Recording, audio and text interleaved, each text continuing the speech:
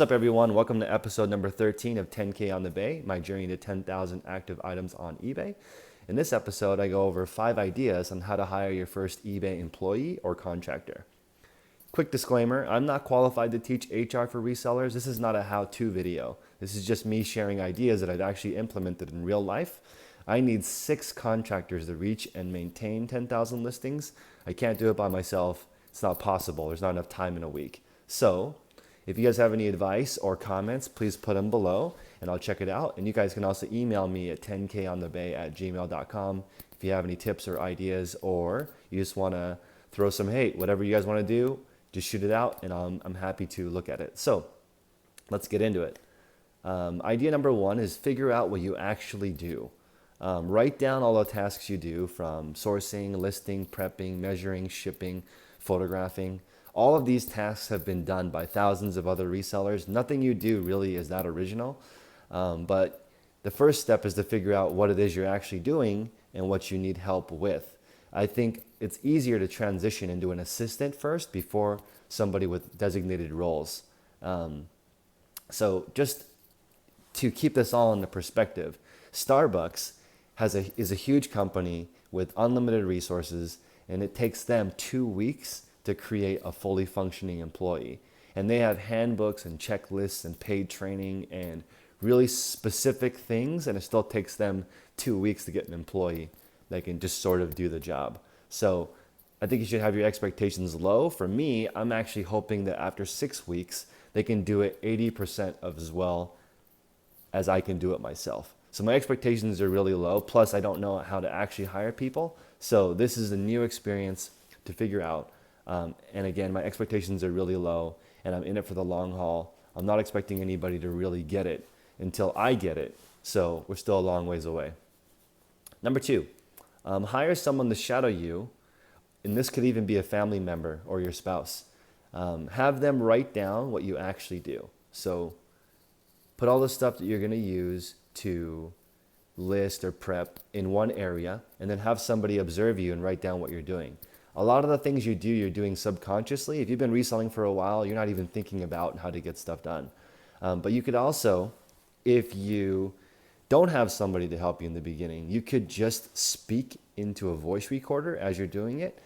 A lot of people think differently. So you could speak your ideas like, okay, I'm here organizing and measuring these jeans in this manner. And then you're talking about it as you're doing it. And then you can turn that video into a manual.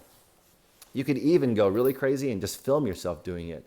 But I don't have any video editing skills, so I wouldn't be able to do that. And so I'm sticking right now to just old school method of writing down. Okay, I've got 2 notebooks.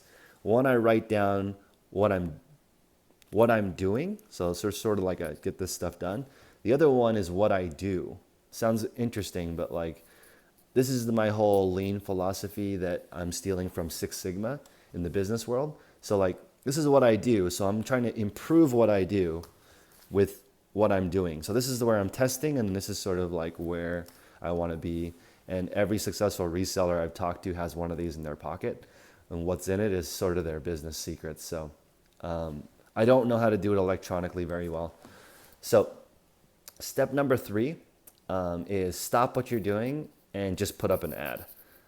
You don't necessarily have to hire somebody if you put up an ad, but it'll give you an idea of what you're looking for. So I use Craigslist and Upwork to post ads. Upwork is an online site.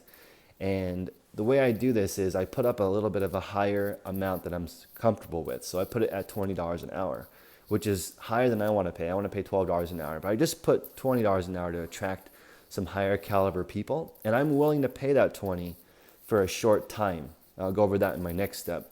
But I want to attract a higher caliber person because they're going to give me better advice on how to actually set this up.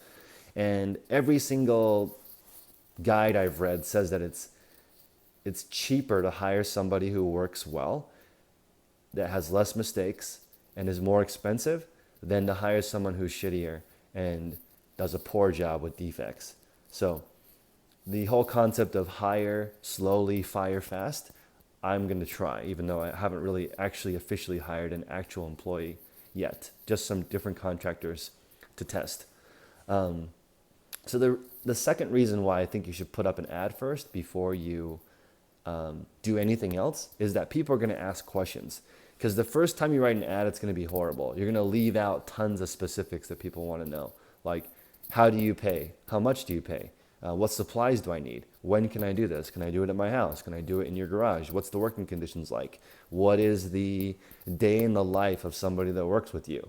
I don't know any of those answers off the top of my head, but if you put in your ad all of these specifics, there's still going to be more questions. You can't really even write a perfect ad because people are always going to have questions, and that's great because once you have all those questions in a format, you'll have a checklist of what people are actually going to do, and people will know what it's like to work for you. And if you know why most people are unhappy at work, it just seems like they don't know what their expectations are supposed to be. So your employee or contractor is going to be really unhappy if you don't know the exact expectations you need for them. Also, I apologize for this mic. I'll get a real mic later. But again, I'm in the lean process. I'd rather make a video with a shitty mic than not make a video at all. Okay, so number 4, hire for a temporary gig. I think on Craigslist you can avoid the job posting fee if you do a temporary gig just for one day. So I put up a temporary gig for $100 for a Saturday and had tons of people apply, including a doctor who actually showed up to do some listing because he thought it would be interesting. He wanted to make $100. You'll get a high caliber person that just needs quick money. So temporary is good too because you're not qualified when you first start to offer a job. I mean, I don't think anybody is. You have to experiment. So I just put up an ad, hired someone for a temporary gig. I've done it now 8 times. And out of those 8 people who've actually come to my house and listed in their living room, I now have 2 people who kind of get it. So it's a learning process. I don't know if that's a normal ratio or not. I would say I want to get to the point where anybody who has a pulse can do this perfectly. That's going to take a long time. It might take me 5 years to get to that point, but it's okay. It's all about just doing it and adjusting along the way.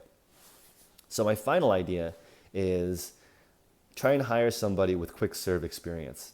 I put in my Craigslist listing that I'm looking for somebody who worked at In-N-Out. I don't know if you guys know what that is. It's a big burger chain that started in the West Coast. I think it might be everywhere now. Or Starbucks, which is everywhere, because I want to get people who are used to working in a fast-paced environment.